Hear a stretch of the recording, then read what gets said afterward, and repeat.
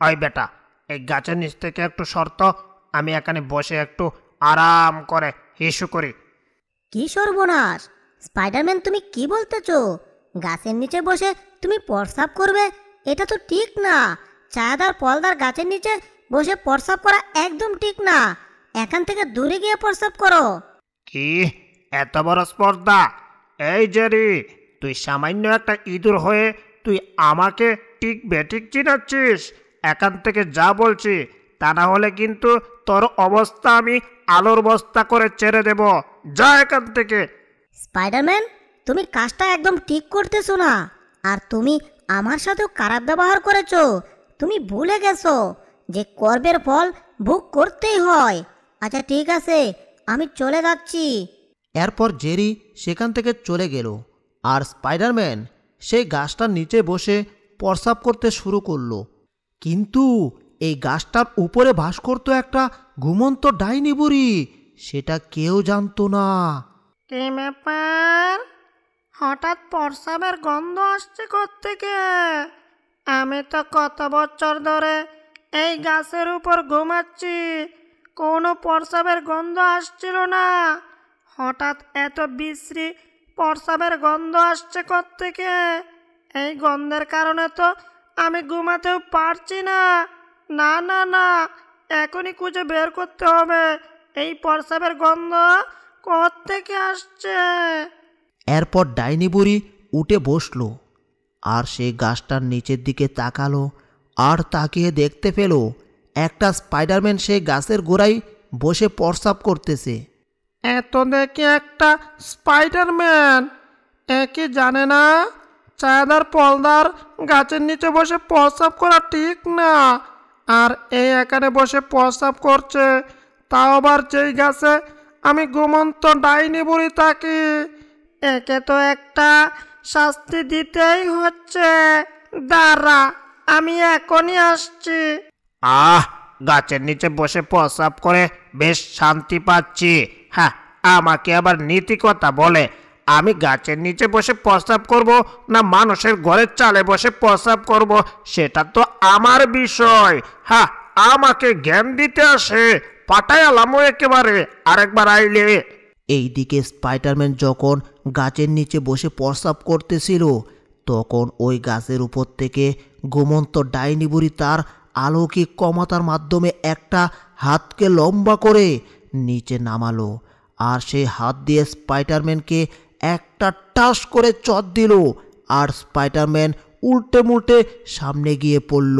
ওরে বাবা রে, কি তাপটাই না দিল আমারে! মনে হইতাছে আমার হাড় মাংস সব এক হয়ে গেছে।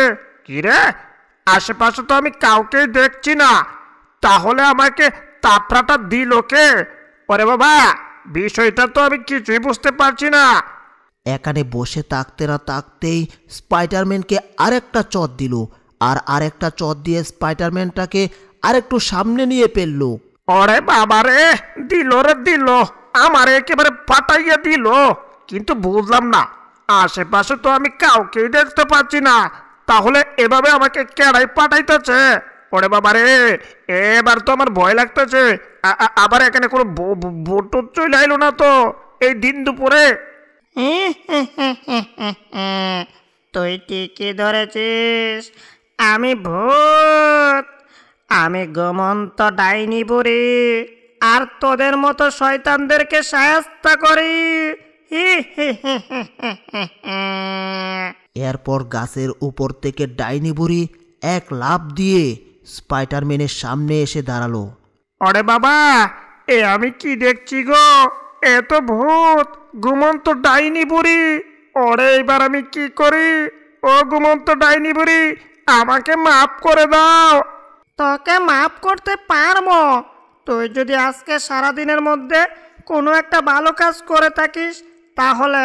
আর যদি সারাদিনের মধ্যে কোনো খারাপ কাজ করে থাকিস, এটা তো মাফ করবই না, আরও তোর শাস্তি বাড়িয়ে দিব 2 গুণ। দাঁড়া, আমার অলৌকিক ক্ষমতার মাধ্যমে আমি এখনই দেখছি। চু মন্ত্র চু, কাইলা বিলাইয়ের গু, চু মন্ত্র চু, শয়তান বান্দরের গু, চু মন্ত্র চু, এখনই দেখাইয়া দাও গো। ঘুমন্ত ডাইনি বুড়ি তার অলৌকিক ক্ষমতার মাধ্যমে দেখতে পেল যে স্পাইডারম্যান আজকে সে কোনো ভালো কাজ করে নাই, বরঞ্চ সে জেরির সাথে খারাপ ব্যবহার করেছে। তার মানে সে আজকে খারাপ কাজ করেছে। একদম ক্লিয়ার, জকজকা পকা। তুই কোনো ভালো কাজ তো করিসনি, বরঞ্চ তুই আরো খারাপ কাজ করেছিস জেরির সাথে। তোকে তো এবার শাস্তি আমার করতেই হচ্ছে। তুই যেই অপরাধ করেছিস, তোর এই অপরাধের শাস্তি হচ্ছে তোর পাছায় একটা শট দিয়ে তোকে একেবারে উগান্ডা পাঠাবো, তাও আবার হেলিকপ্টার বিমান ছাড়া। তুই রেডি হ। এরপর ডাইনি বুড়ি এই স্পাইডারম্যানকে এক হাতে উপরে বসালো আর এক হাত থেকে ছেড়ে দিয়ে স্পাইডারম্যানের পাছায় একটা শট দিয়ে এক শটে একেবারে উগান্ডা পাঠিয়ে দিল। ওরে আব্বারে, দিচ্ছে রে দিচ্ছে, আমার পাছায় এক শট দিয়া হাড় মাংস সব এক করে দিচ্ছে।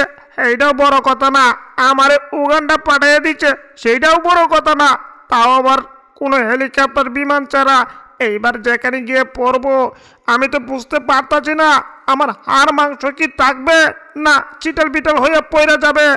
স্পাইডারম্যান উড়তে উড়তে গিয়ে জঙ্গল নদী পার হয়ে একটা মাঠের মধ্যে গিয়ে পড়ল। আর সেখানে গিয়ে পড়তেই সেখানে দাঁড়িয়েছিল টম। ওরে আব্বা রে, এটা আকাশ থেকে কি তাইসা পড়লো রে? নিশ্চয়ই কোনো এলিয়েন টেলিয়েন হবে, তা না হলে আকাশ থেকে এখানে কেমনে পড়লো? হায় হায়, তার মানে এলিয়েন আসছে কি আমাকে ধরে নিয়ে যাইতে? ওরে বাবা, আমি পালাই পালাই। স্পাইডারম্যানের এভাবে পড়তে দেখে টম এটাকে এলিয়েন ভেবে এখান থেকে দৌড়ে পালাচ্ছে। কি ব্যাপার, এটা আমি কোথায় এসে পড়লাম? আমি কি দুনিয়া ত্যাগ করে আরেক দুনিয়াতে এসে পড়লাম নাকি? না না না, জায়গাটা তো দেখে মনে হচ্ছে এটা দুনিয়ায়। তার মানে আমি মরি নাই। হে হে হে হে, আমি বাচ্চা গেছি। কিন্তু ওই যে একজনকে দেখছি যাচ্ছে, এটা মানুষ না, এ তো বিলাই। এটাকে কই দেখছি? ও কার্টুনে দেখছি, কার্টুনে। ও এ তো টম। ওই টম দাঁড়া, তোর সাথে আমার কথা আছে। তুই যেমন শয়তান আমি এমনই শয়তানে ভাই হমু। ওই টম দাঁড়া।